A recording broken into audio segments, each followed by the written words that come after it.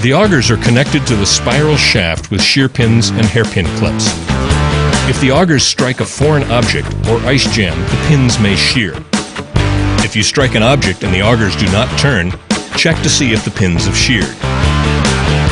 Check the pins periodically. Always turn off the snow thrower's engine and remove the key prior to replacing a shear pin. Remove the spare shear pin from the dash. Line up the holes in the auger with the hole in the auger drive shaft.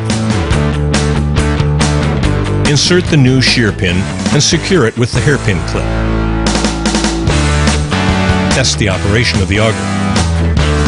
Never replace the auger shear pins with anything other than the correct part number replacement shear pins. Using anything but the correct shear pins, such as a nut and bolt, may cause expensive damage to the snow thrower that will not be covered under the manufacturer's warranty.